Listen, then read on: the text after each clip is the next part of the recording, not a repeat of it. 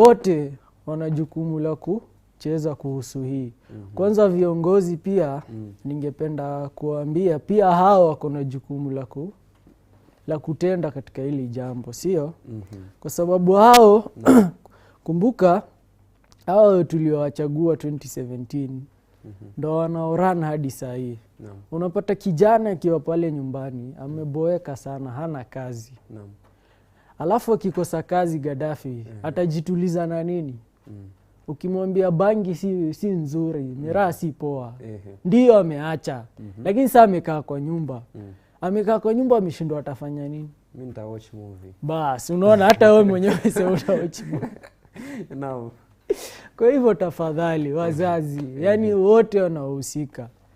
Tujaribu kuangalia hawa vijana. Ni nini inawafanya waende huko? Si mapenzi yao.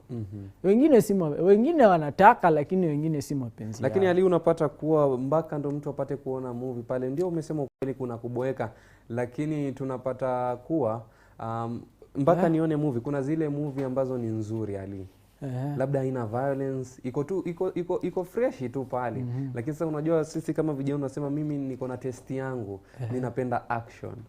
Sasa action movies ndo zangu. Umeona kila mtu ako na test yake pale.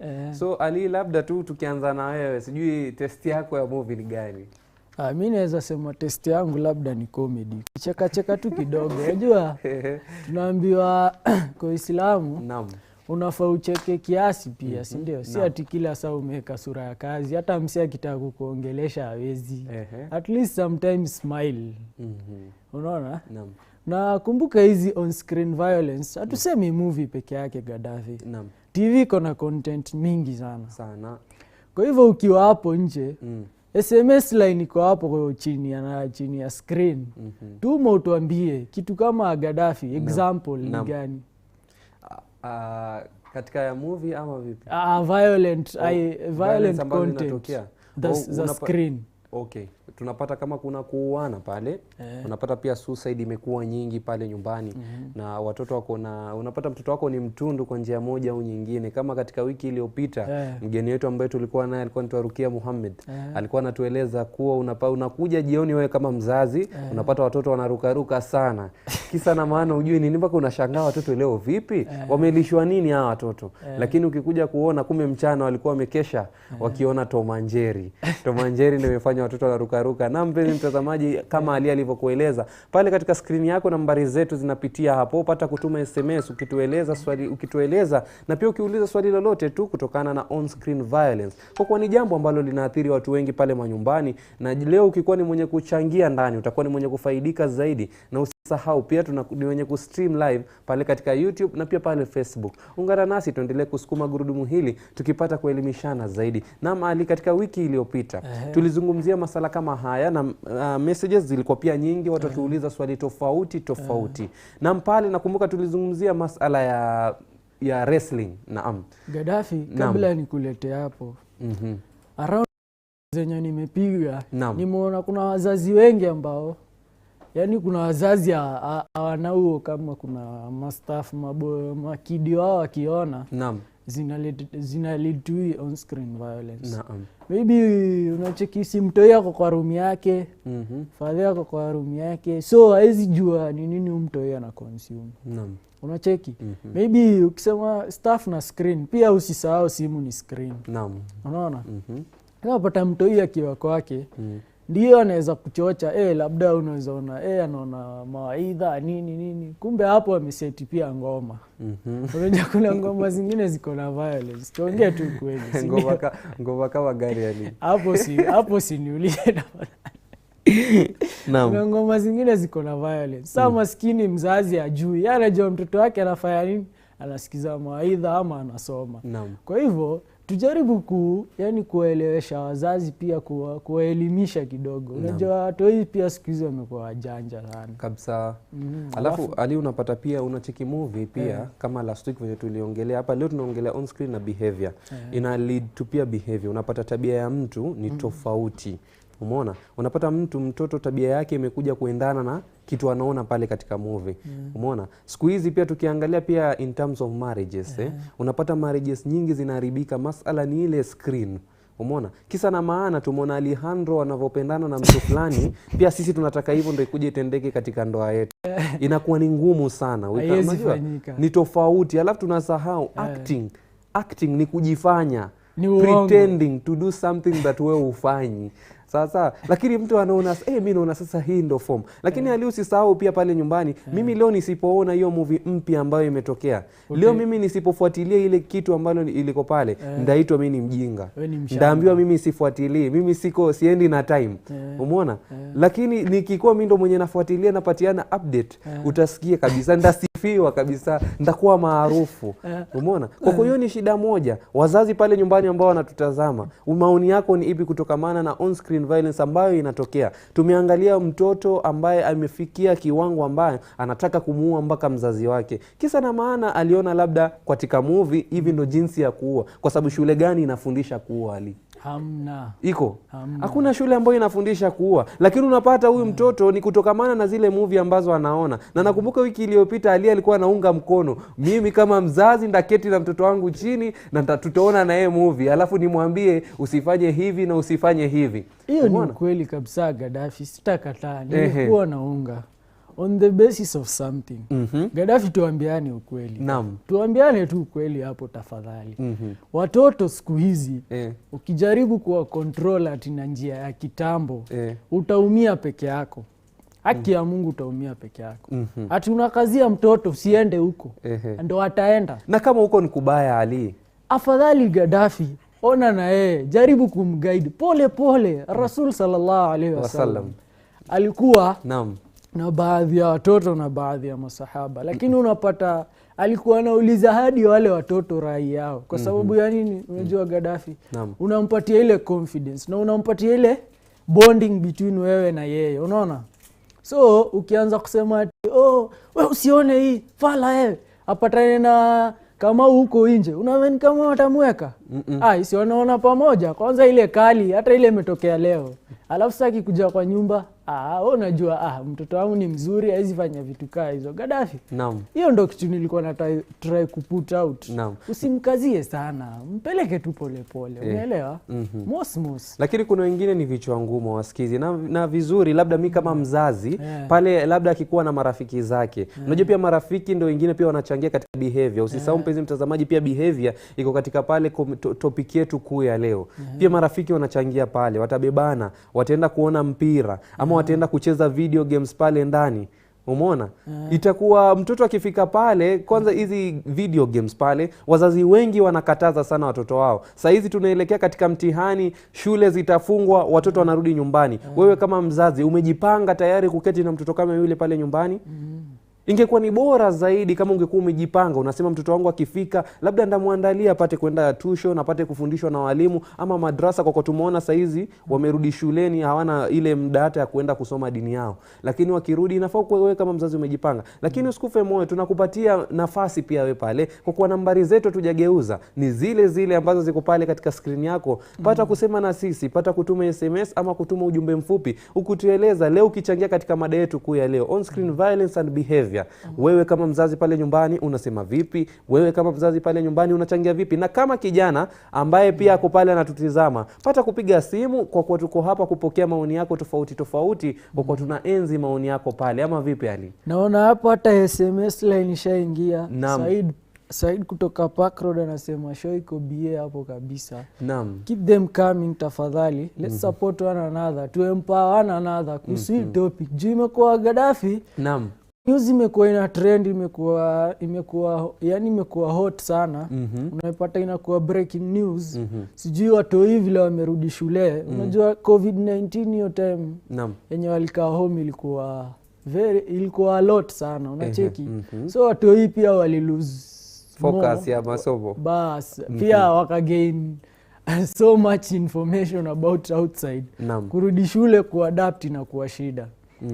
If I can remember, kuna news ilikuwa ina trend hapo. Mtoto wa class 4 alikatazwa uhusiano na form 4. Akataka kupoison babake. Hii ni a type of violence. Alitoa wapi Gaddafi? Most probably tukisema 70% maybe inaweza kuwa on screen.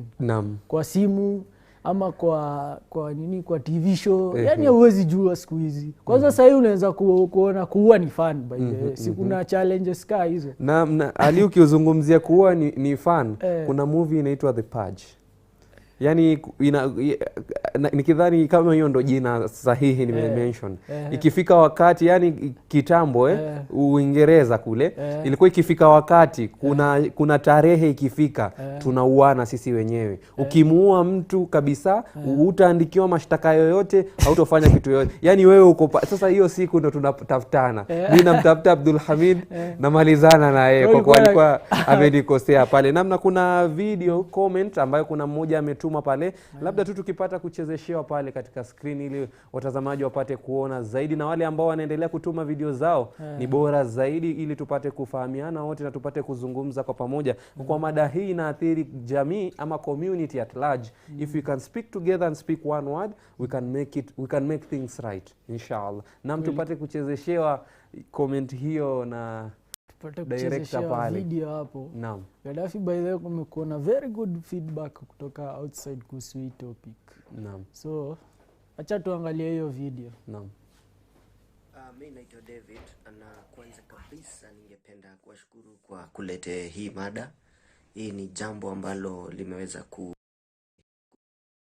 David, na kwanza kabisa ningependa kuwashukuru kwa kulete hii mada.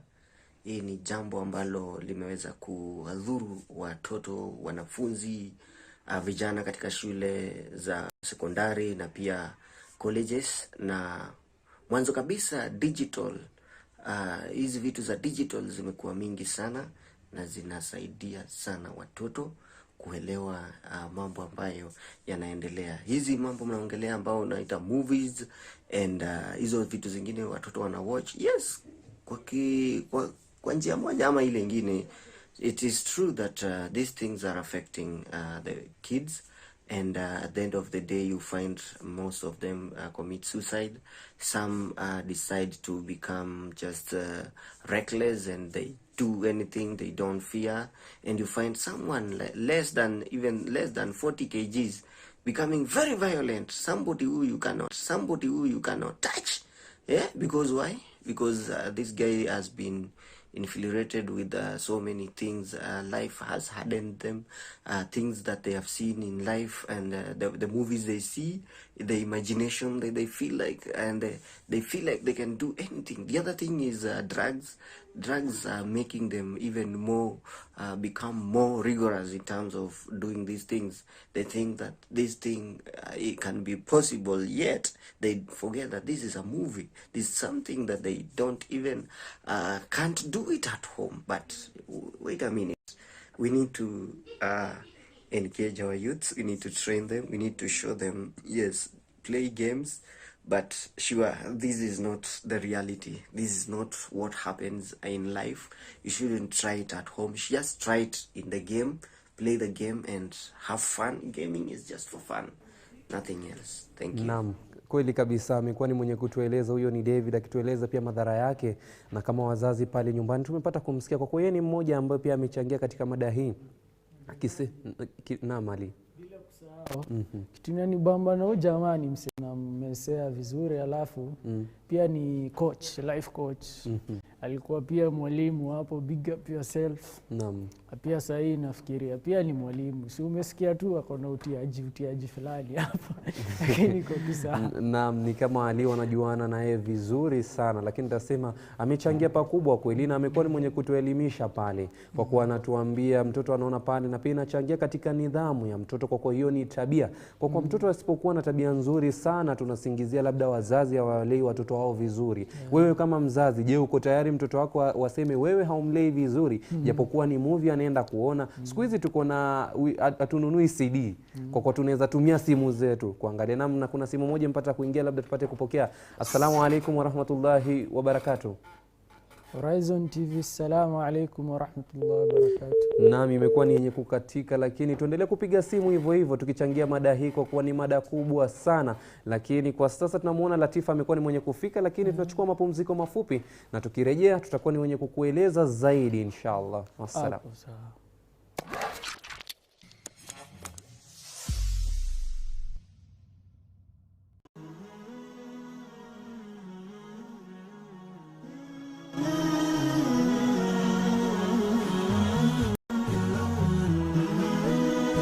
Horizon TV, the beacon for the nation.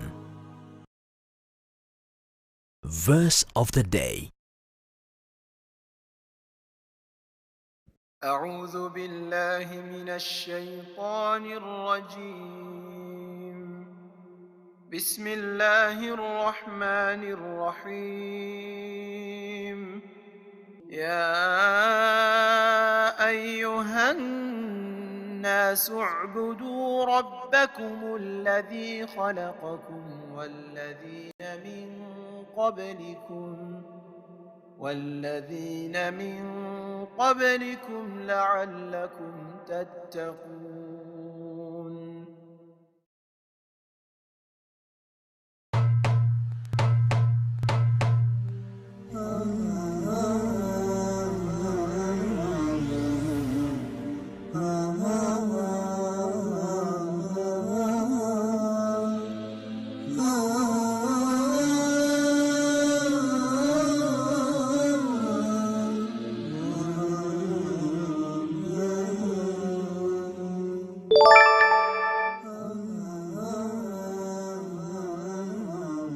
Kuna faida gani twapata tukimjua Mtume sallallahu alayhi wasallam? Nabii mwenye ushawishi mkubwa duniani. Tukizikwa tukitiwa kaburini, tutaulizwa haya maswali matatu: man rabbuk, ma dinuk, man nabiyuk. Sheikh Jamaluddin anakupa simulizi. Huwezi kumpenda mtu usiyemjua na kutambua sunna zake, lakini ukimjua na ukimtambua Mtume Muhammad sallallahu alayhi wasallam, mapenzi yako yatazidi. Ufahamu Rasulullah, familia na maswahaba wake.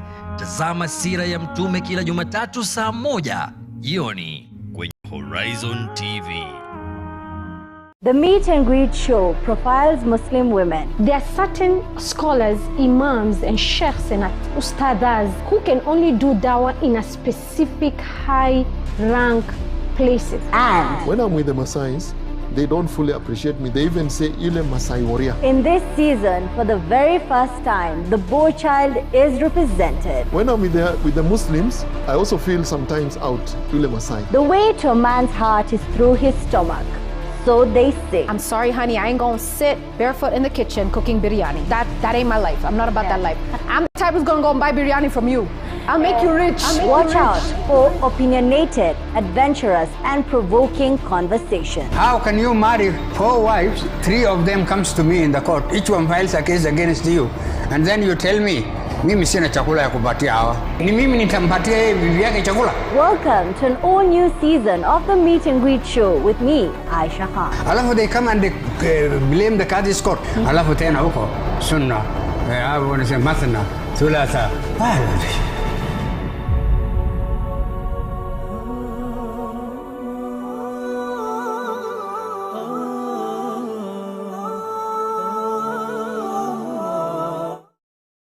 Quote of the day. Ali bin Abi Talib radiyallahu anhu said, "Hate no one, no matter how much they have wronged you.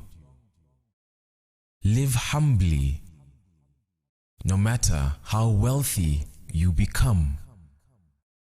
Think positively, no matter how hard life is. Give much, even if you have been given little. Keep in touch with the ones who have forgotten you, and forgive who has wronged you. And do not stop praying for the best for those you love."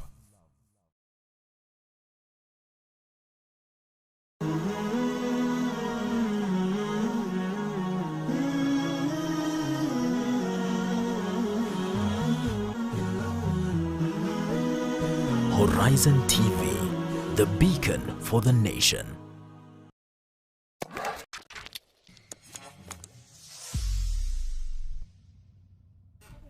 Na assalamu alaikum warahmatullahi wabarakatuh. Karibu tena mpenzi mtazamaji hapa ndani ya Life ya Matini, tukizungumzia masala ya online violence na behavior ambazo vijana wetu ama watoto wetu pale nyumbani wanazo pale nyumbani. Na leo ndani ya studio kama nilivyokuarifu, tunataka maoni yako pia uwe mwenye kuchangia. Kwa tumeona messages ni nyingi zinapata kuingia, na vile vile simu zinaingia, na mtu yote ambaye ako na video ambayo ni ya 30 second pia unaweza tuma, kama David ndugu yetu alivyotuma pale awali akipata kusema na sisi. Ndani ya studio niko na Latifa na Ali, na pia mgeni wetu tuko naye atakuwa anazungumza na sisi hapa baada ya muda sio mrefu. Na labda tu nikimpisha tu Latifa kwa sasa atueleze zaidi ambayo anajua yeye. Latifa, assalamu alaykum wa rahmatullahi wa barakatuh. Wa alaykum salaam wa rahmatullahi wa barakatuh. Naam, nieleze vipi? Weekend ilikuwa refu vizuri. Alhamdulillah. Jana, mimi na celebrating kila siku. Yes. Nimemwambia Ali kuna swaiba yangu amenieleza kuwa jana ilikuwa siku ya wapenda nao. Na maana kupenda kweli jana alikuletea zawadi? Unajua mimi sipendi ile siku moja tu. Kwani hizo siku zingine mtafanya nini?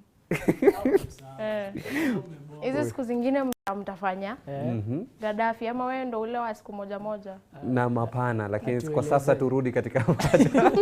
Na mtueleze zaidi. Gaddafi.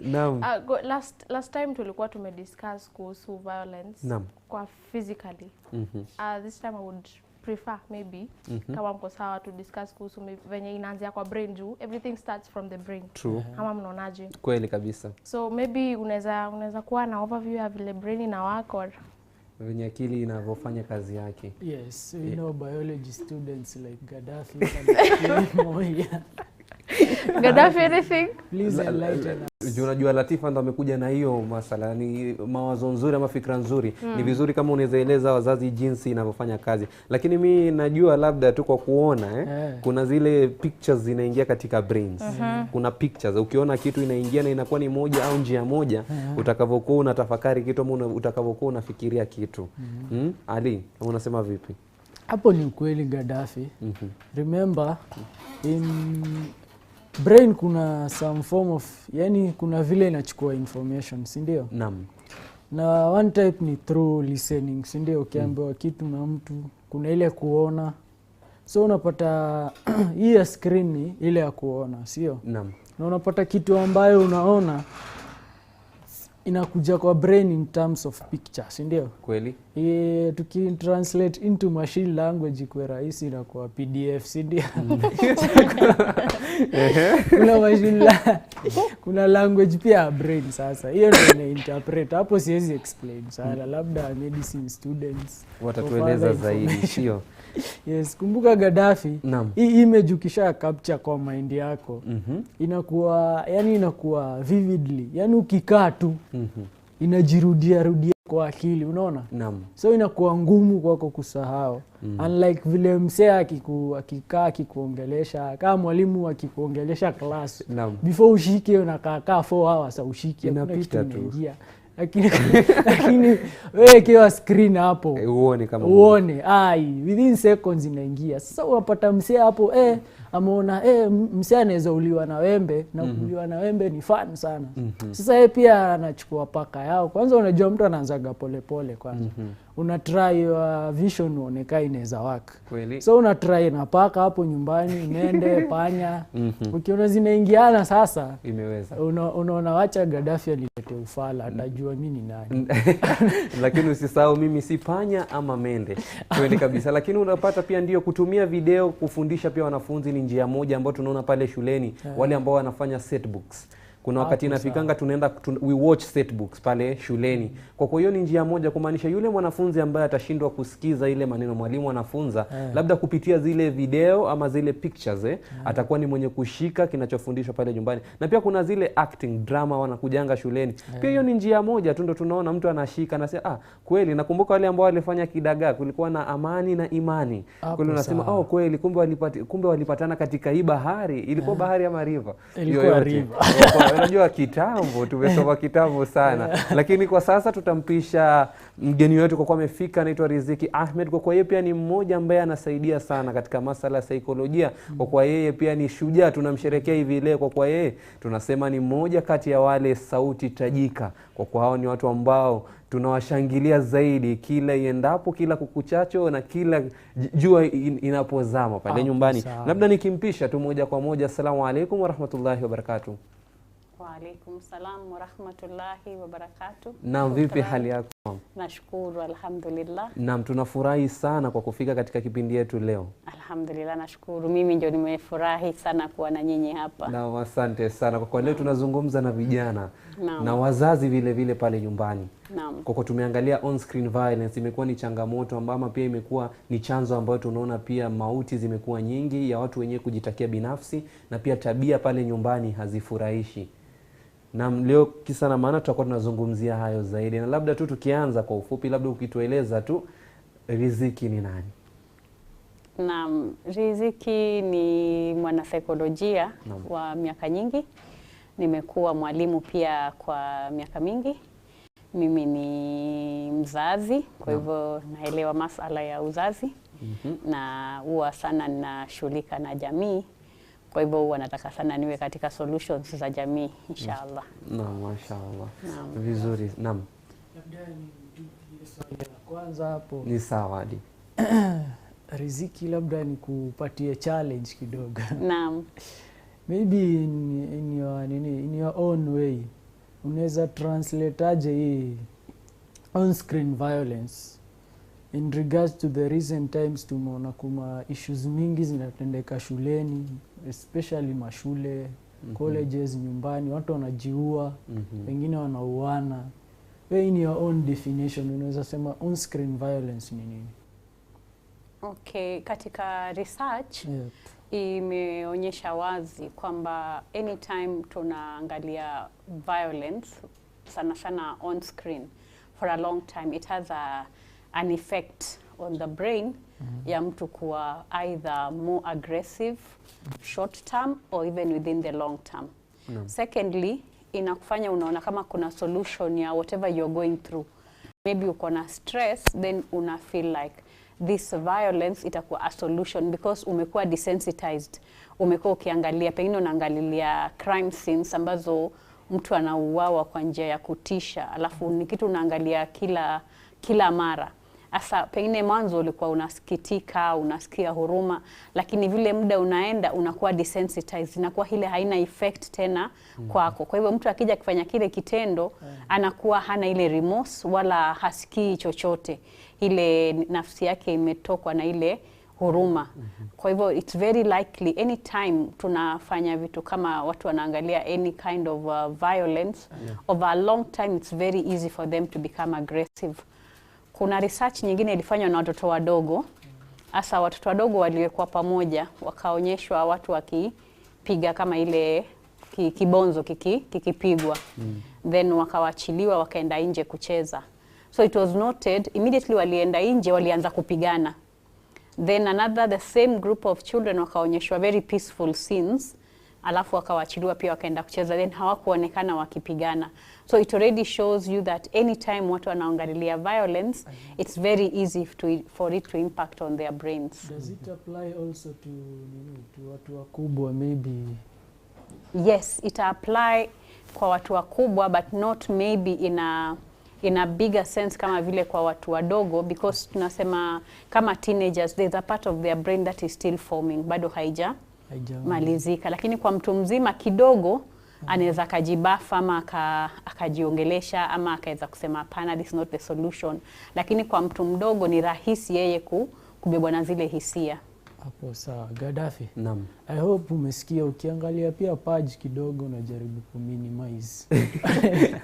Sawa kabisa. Kwa ukweli tumeangalia hii inaingia katika brain, na ni brain ndio ina lead mpaka mtu anafanya jambo moja ama nyingine pale nyumbani akitazama movie ama kitu yote. Na pia labda nikiuliza Riziki, kuna watoto ambao labda unapata wanapenda kuenda kwa ile video games mtoto amepata labda akicheza ile kuendesha gari ameendesha gari mpaka inafika mahali sana anajihisi yeye ni dereva kweli. na I think inakuwa pia ni njia moja ama unapata ni out of ile influence amepata kutokamana pale, na pia tabia inaharibiwa pale. Utaelezaje vipi wazazi wale ambao wanaruhusu watoto wao ndio wacheze video games, na juu pale kuna watoto wa aina mbalimbali tu, kuna wale wamekuja labda kwao hivi ndo anatritiwa, huyu kwa hivi ndo anatritiwa, tabia zinageuzwa pale. Utaeleza wazazi watachunga vipi watoto wao pale? Ni muhimu sana mzazi huo unajua kama ni video game, ni video game gani mtoto wako anacheza, na katika ile video game kuna vitu gani ambavyo vinaonyeshwa. Maanake utakuta kuna video games ambazo they are very violent.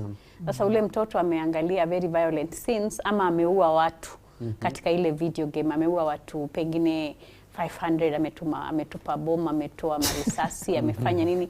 And sasa ule mtoto anakuwa very desensitized.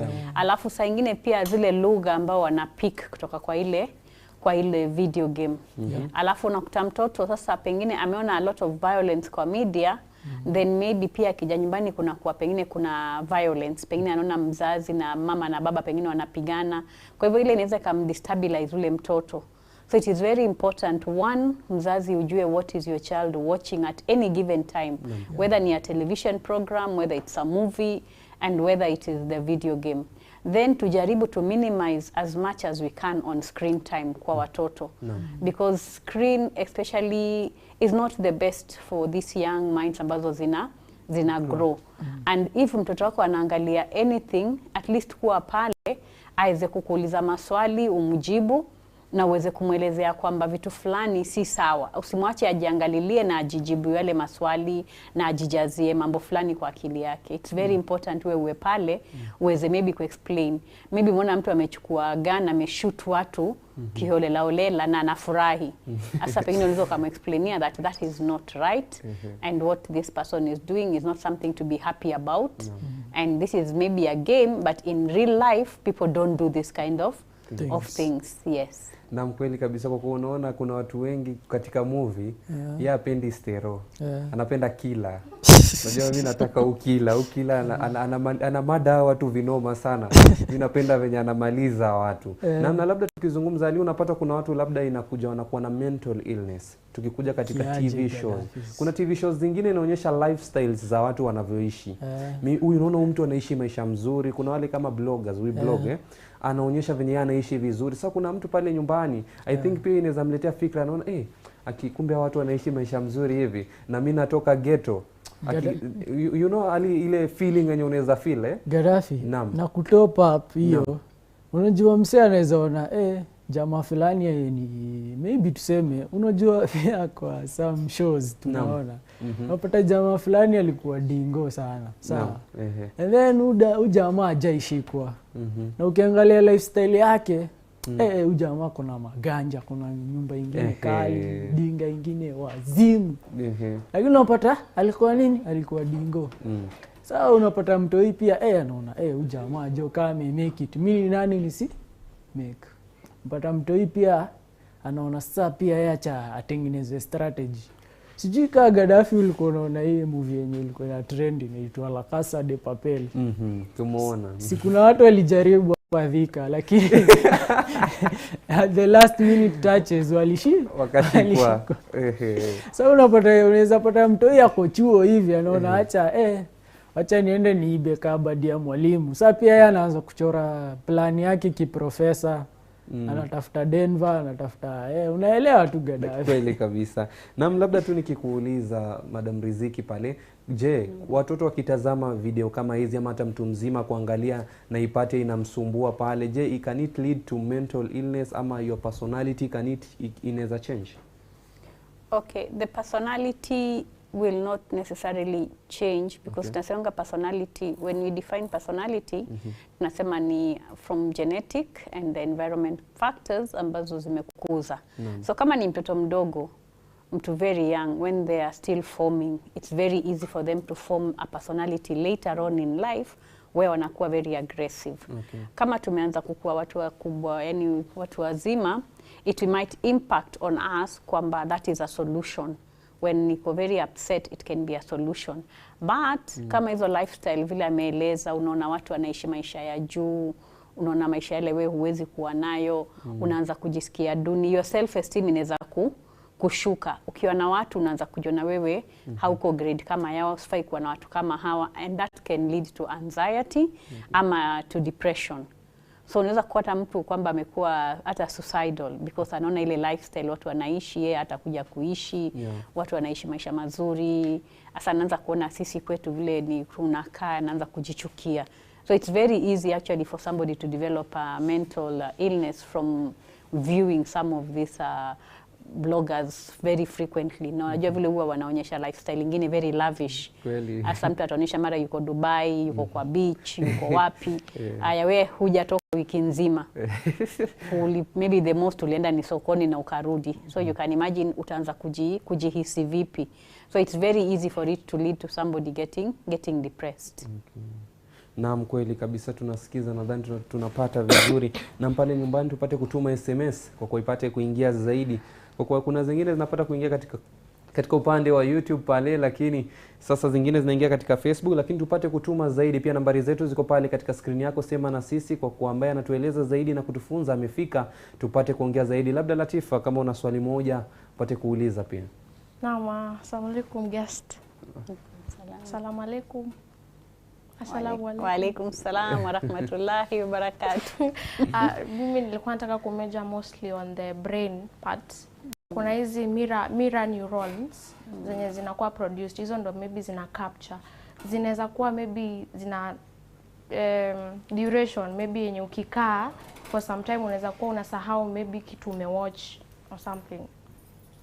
Okay, wajua huwa tunasema these young children especially, they learn by observation. Like whatever they're observing, then inakuwa imprinted in the brain, then they wanai-enact. So ile ukiangalilia sana hata kama tunaangalilia kama ni movie, the movie will take quite some time. Ama if it is a scene, we will not have a scene that is very short ambayo maybe inaonyesha violence, and any time that will happen, it will definitely have an impact on the brain, because the brain has the memory part.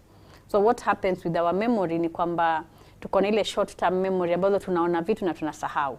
Then vile vitu tunaona ni important huwa zinasongezwa back to our long term memory. So utakuta most of the time vile vitu the short term memory we don't remember. Kama sasa vile nimekuja hapa, siwezi kumbuka nimeona gari ngapi, rangi gani. But kama kuna kitu ambayo ilikuwa inanigusa, itapelekwa to my long term memory. So hata kwa hawa watoto kuna vitu ambazo they will stick in their long term memory, ambapo baadaye it will still have an impact on them no matter how short they watched whatever it was. Na kulingana na vile cases zimeongezeka kwa nchi of murder, so for example that guy that killed the whole family, ilienda alisemekana kuwa akona upungufu wa akona shida ya kiakili. How does it inafanywaje ili ujulikane huyu alikuwa kidogo hayuko sawa? Process gani inachukuliwa ndio ujulikane huyu hakuwa sawa mentally? Okay, one, when you look at what ule kijana alifanya, if you listen maybe to the media reports, I don't know how accurate they were, wanasema behavior unaiandika into two, either abnormal or normal behavior. So the behavior that this guy alionyesha was very abnormal. Like it's not an everyday thing, mtu ataamka amchinje mzazi wake, amchinje mamake, afanye vitu kwa kama vile na apande kwa kitanda pengine alale ama ale. It's not very normal. Then we have some mental disorders ambazo can lead to somebody actually doing that. We have mental disorders where people develop anxiety. Paranoia, hata si anxiety, paranoia, sana kuwa paranoid. Alafu akili yake inamwambia fulani yataka kunidhuru. Nisipomaliza ataniua.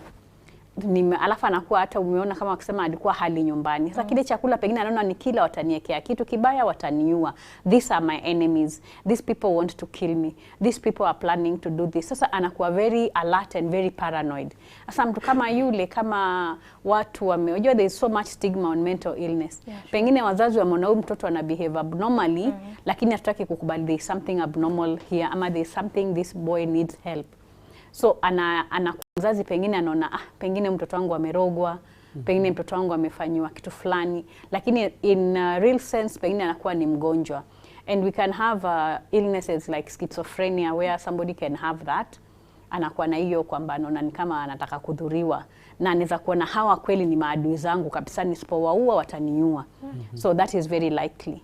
Then when tunasema we are doing a mental health assessment, it's a whole thing, like mutamuliza certain questions to understand his mental status, why did he kill, what was he thinking, and then observe his behavior even that time, and that is very critical, to observe behavior yake, and then to get a lot of background information from the family kwamba alikuwa na behave vipi even before hiki kitendo. So hata ile kuambua alikuwa hali nyumbani, already that is for me that was something ilikuwa ni trigger kwamba this person is not very okay. So some of those small things, sana more questioning, unaanza kuelewa maybe there's a mental disorder that is happening. Nice. So maybe for him inasemekana kuwa alisaidiwa na the girlfriend. So maybe the girlfriend pia ange assessiwa or what? Okay, I don't know how the case is, but from the media it didn't look like the girlfriend understood what this guy was really up to. Okay. And I think yeye alikuwa anaona anamsaidia kununua tu kisu, pengine hakujua how far. Then maybe afterwards tunasema mapenzi yana shida. Asa maybe when she realized the guy had committed a crime, she was trying to help him cover up because maybe she loves him. So she might not be mentally unstable herself, but maybe she didn't understand that this person is not okay. Okay. And later on pengine hata yeye mwenyewe angekuja pia muone yeye ni adui. Okay. Nakumbuka one time nikitukiwa training katika college, mnapelekwa internships to this mental hospital. So there's a guy nakumbuka anasema, ananiita ananiambia, unaona huyu nurse huyu ataka kuniua, kwa hivyo uchungane na yeye, ukimwona akinikaribia uhakikishe unajua kile ananidunga. Sasa nikawa na mara ya kwanza jua ni student. So unaona kwani unasa na romba na huyu mtu aje. So unaanza kubelieve ule mtu anakuambia with a lot of belief. Sure. Anakuambia this nurse she's been planning to kill me for some time, you know. Hivyo sasa wewe unaanza kubelieve. So nikaenda nikamwambia lecturer wangu. Akacheka akaniambia you are the next person whom he'll say who wants to kill him. You continue seeing him. So after some time mimi mwenyewe akawa sasa pia mimi nikawa adui. Akawa akisema mimi pia ameni observe, I'm also very dangerous, I would want to kill him. So with mental illness at times it can have that kind of disturbed kind of thinking. Na kweli kabisa, na maybe if someone at home anajifeel kwa hivyo, because we know some people are watching us and maybe they have the same feelings with their family partners or their families, a family there at home, what can you advise them to do? Because you find it sad, like for that guy amefika mahali akaona like ni kama wazazi wangu we are not in good terms, hakuli nyumbani, amona it's like I can be poisoned here. Mtu kama yule utamwambia hafanye vipi? Because wanajipata wako peke yao, hakuna mtu wa kuambia, hakuna kitu chochote cha kufanya. Mtu kama yule utamwambia step ya kwanza, ukijipata unajihisi vile, unafaa uanze vipi? Kitu muhimu ni the people ambao wako around yeye. Kumbuka tunasema huyu mtu thinking yake already imekuwa compromised kiasi. So si mtu ambaye ataweza kusema let me go and seek help. Because whatever yeye anahisi believe. Anaona hii ni ukweli kwamba hapa kuna mpango fulani wa kunifanya hivi. Sasa wale watu ambao wanaishi na ule mtu, unapoona mtu tabia yake imebadilika, si vile alivyokuwa mwanzo, unamwona anajieka peke yake, hataki kukaa na nyinyi, unamwona ana wasiwasi, pengine chakula pale nyumbani hali, ama anataka kujipikia yeye mwenyewe, ama anakasirika haraka na kuwa na hasira nyingi, ama saa nyingine unamwona anaongea mambo ambayo ni ya kutisha. Sasa unaanza kujiambia pengine hapa kuna matatizo. Sasa pale ni very important watu wa seek professional help na wajaribu kuseek as early as possible. Tusianze kutia kwamba huyu amefanyika hivi. Ni sawa, mimi najua kuna sihir, najua kuna masala ya jini. Lakini umuhimu kwanza tutafute professional, kama ni psychiatrist, kama ni psychologist, wacha afanyiwe assessment. Then as he's being treated, we can still also go on and do rukia to rule out kama kuna kitu kingine pengine ni sihir ama ni jini. Lakini muhimu sana tumeona tabia imebadilika, tusinyamaze tukae na ule mtu. Tuhakikishe kwamba tumeanza kutafuta usaidizi. Na mkweli kabisa, na tunapata pia watoto wengine katika upande ya kuona movies sana. Nimeona action movies sana pale nyumbani. Sasa unaona mtoto, tabia mtoto ndio kweli imeanza kubadilika. Mtoto yule unamuona ameanza kutafuta plastiki ametengeneza pale binduki. Example ni kama akina Jackie Chan. Nakumbuka ngezi Jackie Chan. Yeah. Amekusanya miti, anakuambia sasa hii ndo ndatumia kama kitu fulani. Na unakuta anachapa message. Ukweli, na akienda pale kwa njia, mtoto kama yule ukimkosea kidogo, anakuambia na kufanya alivyofanya mtu fulani katika ile movie niliona. Watoto kama wale unapata ndio hii ni ile imeingia ndani katika akili yao pale. Ama Latifa, unasema wazazi wao vipi? Wazazi wao wako vipi wale? Kwa sababu unapata nyumbani kuna wale wazazi ni busy. Wanasema acha nikutafutili maisha yako ikuwe smooth huko nini huko mbele. But sasa ukiangalia situation, mtu hii anakuhitaji wewe kama mzazi. Without your guidance, hapo anapotea, because he or she will follow yataona fit for her. Not what you directed her to do. Kweli, kwa unapata hiyo tabia inaharibika pale, na wazazi wengine hawapati nafasi ya kukaa na watoto wao kuwaelezea hivi na hivi ndio inafaa kutendeka, hivi na hivi ndio inafanyika. Nani umetueleza vizuri pale ukisema kuwa ni vizuri hata kama mtoto atakuwa anaona ile movie na mtu mzima, ni vizuri ukimueleza, unamwambia japokuwa amemuua fulani lakini haifai. Wazazi wengine hawafanyi hivyo na hata hawaelezi zaidi. Ndio unapata mtoto akitoka nje, yeye pia anataka kurusha mawe ipasue dirisha. Akisikia ile mlio hivyo anasema kuisha, tumelipua. Naam, watoto kama wale ama wazazi kama wale, maoni yako itakuwa ipi kueleza wazazi? Naam, kitu muhimu mimi wanasema televisheni haifai kulea mtoto. Na tuko na shida kubwa, manake utakuta nyumbani television iko on 24/7. Like ni kama muita background news. Like if television is not on, we are not happy. Na tukiingia kwa nyumba, the first thing we do is switch on the television, kwa sababu ni kama inatulelea watoto. Kaeni pale muangalie vibonzo ama muangalie kitu fulani, mimi niweze kufanya shughuli zangu. Asa ni muhimu tukumbuke kwamba televisheni haifai kulea watoto. Ni vizuri sana tuizime na tuiwashe wakati pengine tunawapatia watoto kama muda. Kama ni lazima waiangalie, mpatie muda, mwambie kwa leo muda wako wa kuangalia television pengine ni half an hour, ikizidi 1 hour. Na mwambie chagua ni kipindi gani unataka kuangalilia, na wewe unakuwa umejua ni kipindi gani, alafu hiyo muda ukiisha unamwambia time yako ya kuangalia hiki kipindi imeisha. One, unamfundisha mtoto kujiregulate, kwamba hata kuwa anaangalia tu vitu vile anataka, na kwamba kuna kuzuia na anaweza kujizuia, kwamba nitaangalia tena kesho. Pia unampatia ile kujifundisha kuwa na choices, kwamba ata decide what do I want to watch at what time. Na we mwenyewe pia umepima ukajua ni kipindi gani anaangalia. Lakini ile kuanzia asubuhi, utakuta mtu anaangalia televisheni kuanzia asubuhi mpaka saa ya kulala, ama akitoka shule mpaka saa ile amechoka. And it's a very easy option kwetu kutumia televisheni kama mlezi. Na hapo ndio tunaenda makosa. Maana ile televisheni inamfunza mtoto maadili mengi sana ambayo hayafai. Na we hutakuwa na muda wa kubadilisha yale maadili ambayo amejifunza. Na utakuta mtoto akikuuliza maswali, utasikia mtoto anakuuliza, dadi ukis na nini makosa, manake ameona kila mara. Haya, ukiangalilia mi wanasema mtoto ameona watu pale wakiwa na zile friendships, wakipendana, wanaona wanakaa happy. Hiyo like the story siku zote inaisha they lived happily ever after.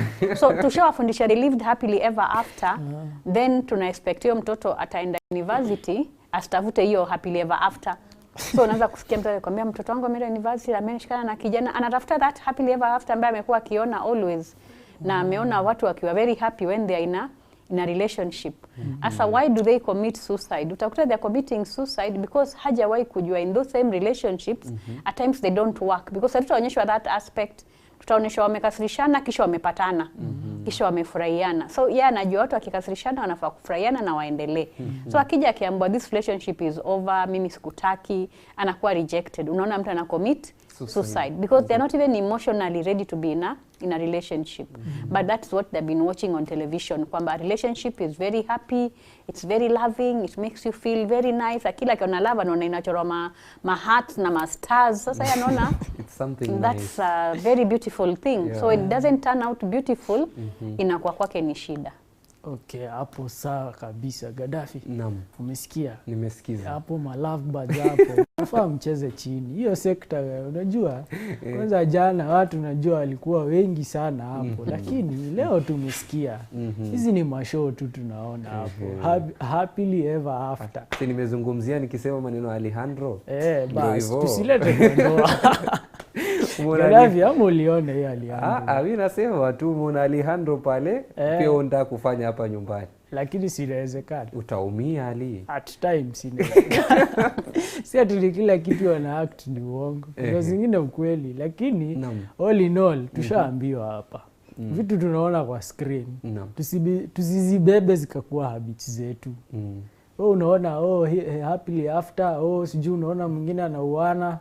Hizi zote ni uongo. Kweli. Gaddafi, what's your take on this? Na kweli kabisa, kwa pale awali tulikuwa tumezungumzia tukisema mtu ameona runinga anataka kufanya hivyo kesho, ama umeona mtu anaishi maisha nyingine unataka kufanya, unaambiwa utagonjeka, utakuwa mgonjwa, utakuwa na shida za kiakili pale, kwa kuwa depression itakushika, kisa na maana umeona ni kama wewe sasa umefika mwisho, maisha yako iwezekani, ama ndo kabisa sasa. Umeona Ali? Lakini unajua hapo tunasema gaje na shame. Aje. Yaani unakuwa fiatu. Unaelewa? Yaani unakuwa wazimu, Ndio hivyo.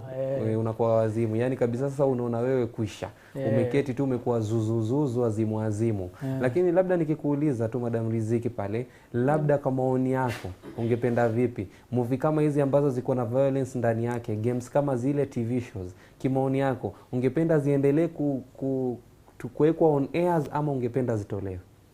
Mi kwa maoni yangu, kwa vile tunavyoona katika nchi, tumeona homicide imekuwa very high.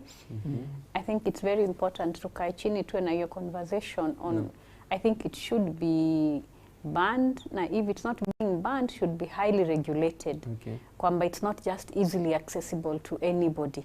Kwamba nikitaka tu kuangalia violent movie, I just need to switch on my television and there it is. Na najua saa hii kuregulate is not easy. Kujua kuna vitu kama Netflix ziko kwa kila nyumba. Sasa ni wewe mwenyewe mzazi ujue how you going to regulate, because the government can ban but this child is able to access it on any other platform. True. So how do we regulate? Alafu nafikiri muhimu pia ni kuwaongelesha hawa vijana na kuwaeleza kwamba ndio utaangalia saa hizi utafurahi, but this can have an impact later on in your life. Unaweza ukakuta you are a husband and you are very violent to your spouse, ama hata to your children. So it's very important tuwaeleze kwamba these things can have long-term effects. So even as tunafikiria kuban, because banning is just a solution that might not really work. So how about having conversations a lot more to educate the youth on the effects of watching violence? Kweli kabisa, kwa kuwa hiyo ni maoni yake ya Bi Riziki na ametueleza vizuri sana pale nyumbani. Japokuwa tunaweza kataza ama tunaweza ziban pale, lakini mtoto anaweza pata njia moja au nyingine apate kutazama, kwa kuwa tuko na marafiki. Nisipoona leo kwetu nitaenda kuona kwa kina Ali, na Ali asipokuja kuona kwetu labda ataenda kuona kwa kina Latifa. Ndio hivyo kabisa. Lakini mpenzi mtazamaji, tumefikia awamu yetu ya mwisho. Kwa sasa tunafungasha virago, kwa kuwa tunasema asante sana mpenzi mtazamaji kwa kututazama sisi hapa ndani ya live ya Matini, kwa tunafurahi zaidi kukupata maoni yako na pia yale, na pia wewe kuchangia kwa kutizama tu pale manyumbani. Tunasema asante sana, tunabudi bali kusema asante sana. Ndarudia tena kwa mara ya mwisho, lakini ndakueleza hivi, usinganganie vya milioni na vya shilingi huvioni. Upate kutafakari hayo, na wiki ijayo tukirudi utajua maana yake zaidi. Assalamu alaikum wa rahmatullahi wa barakatuh.